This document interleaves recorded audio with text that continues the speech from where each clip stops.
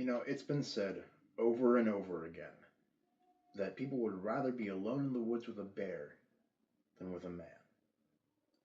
Not because the bear is safe, but because at least the bear is predictable. They believe they know what it would do. They know that it's dangerous right off the bat. It's a statement that really isn't about animals. It's about fear. It's about the world we live in today, about broken trust. It's about what happens when people stop believing that others can be safe. And it's what happens when other people stop believing about being safe for other people. Here's the problem. If your view of people is built on fear, then no one's ever safe. Not men, not women, not you, not me. No one. If we are so built on what could happen that we stop seeing what is happening, when we judge people automatically, when we hold such contempt in our hearts, we stop being able to see the world for what it is. We stop being able to see the good in other people. We stop being able to see the spark of good in ourselves. The minute we go through and let that light, that hope for what other people are capable of, for what other people want to do. Have you ever looked at someone and just hoped they made a better choice? You know the path that they're on, or a decision that they've made that is detrimental to their life. You just wish that they make the other choice. You hope that if confronted, if talked to, they'll make a different choice. And yet no one is going up and doing the talking. Jeremiah 17:9 says, "The heart is deceitful above all things, and desperately sick. Who can understand it?" We are not meant to understand our own hearts because our heart is fighting against our spirit. Many people have said the same exact thing. That's nothing new. But the issue isn't men or women or a race or a political party. It's none of that. The issue is our hearts, the human heart. Sin, corruption, true evil forces. These don't pick a gender. Villains don't come from either side of the aisle. It corrupts all of us. We are all tainted. We live in a time where trust is collapsing and love is following suit. People don't feel safe anymore, and instead of asking why, they draw lines.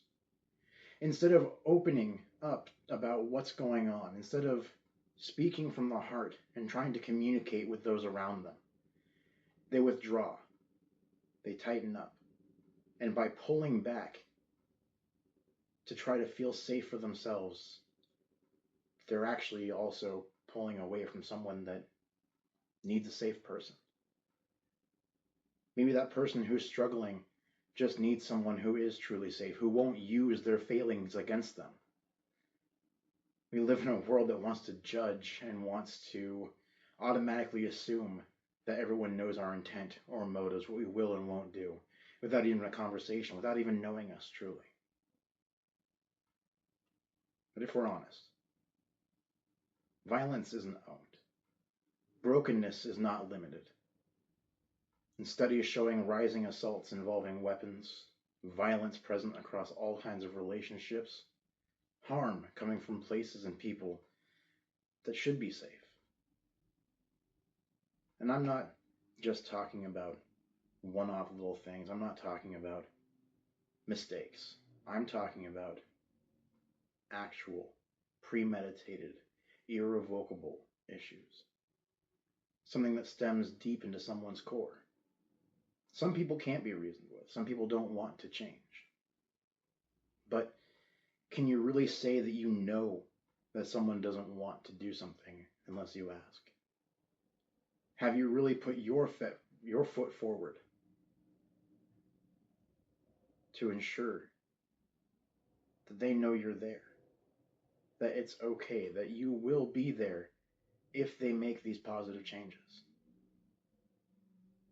When was the last time you truly communicated with someone else and told them what was actually going on?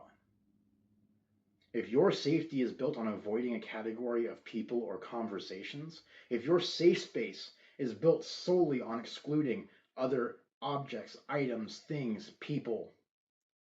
That's not safety. That's just building yourself a little capsule. The fear is of the world, not of God.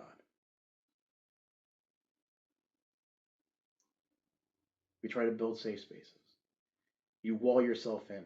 We feel nothing that offends us can get in. We will never feel uncomfortable again. Risk is minimized and we feel protected. But safe spaces can't fix corruption.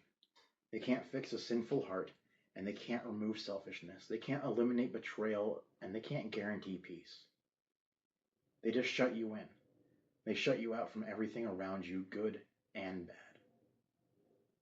1 John 4:18 says, "There is no fear in love, but perfect love casts out fear." The love that we're supposed to show each other, the love that is described in 1 Corinthians, the love that our Father has shown for us, that we need to show each other. Patient, kind, all enduring. These virtues that we attribute on Valentine's Day cards and don't think about the rest of the year. That is perfect love.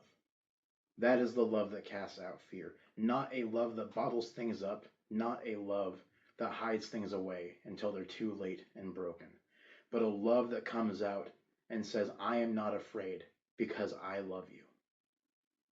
You should not be afraid because I love you."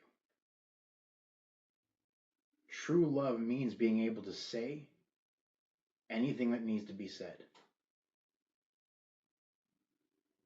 And if you don't feel comfortable doing that, then gather people, get a community together. If these people truly care about someone, they should make the effort to be there for that person. And vice versa. God never promised us perfectly safe environment. In fact, he called us to go into the most dangerous environments we can as believers. That doesn't mean to put yourself out there and try to get yourself done in, but it means that we need to be courageous and know that God is with us. Know that there is nothing truly to fear if we go through and just show love. Matthew 5:9 says, "Blessed are the peacemakers, for they shall be called sons of God." He's calling us to become something else. The question isn't who is dangerous. The question is, am I someone others are safe around? Are you honest? Are you trustworthy? Do you speak truth? Or do you hide things until everything breaks? Because that's really what's happening. When people don't communicate, they don't say what's wrong, they don't express fear, they don't deal with problems early, and then everything falls apart. And they say, "I knew this would happen." They act like it was inevitable from the beginning when they're the active participant that made that happen. Ephesians 4:15 says, "Speak the truth in love." They fail. Relationships fail because of dishonesty, fear, pride, and the refusal to just communicate with each other. Fear is the biggest one. We fear something so much we make it happen. Dishonesty comes after the fear and pride.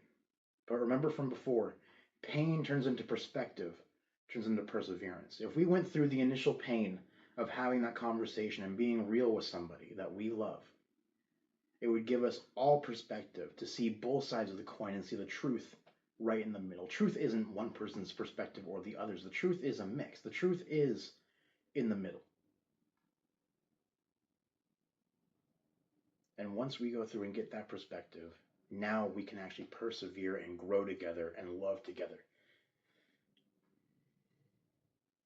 Proverbs 18:10. "The name of the Lord is a strong tower. The righteous man runs to it and is safe." We don't avoid people. We don't control outcomes. We don't build perfect environments or safe spaces. Reality comes in anyways. And if we're offended by reality, how can we ever bring people into the light? How can we ever truly be with the people? How can we ever build a community and care about people the way that we want to if we're avoiding people and trying to control outcomes? Real safety comes from a transformed heart, understanding that you're not in control, whether it be surrendering it to God if you're Christian, or just understanding that you can't control the actions of other people, understanding what is outside of your control. A person shaped by the knowledge and love and understanding set forward by the greatest role model of all. Whether you're a Christian or not, Jesus Christ and his teachings are the greatest role model of love and tolerance, perseverance, and understanding. And if you think that there's a lot of hate in that message, you have talked to the wrong people. You have listened to the wrong myths and you have read the wrong Bible. Or you truly don't understand. So ask yourself, honestly, what kind of a person are you? And what kind of a space do you create at your table? Romans 12:18. As far as it depends on you, live peaceably with all. With all. Not with some. With all. You can't remove all danger. You can't make the world perfectly safe. But you can become someone who brings peace, speaks truth, builds trust, and reflects the light inside for all to see. Stop looking for a world that feels safe. Start making it. Start being a safer person. Start being a person that communicates. And I hope to see you in the next session.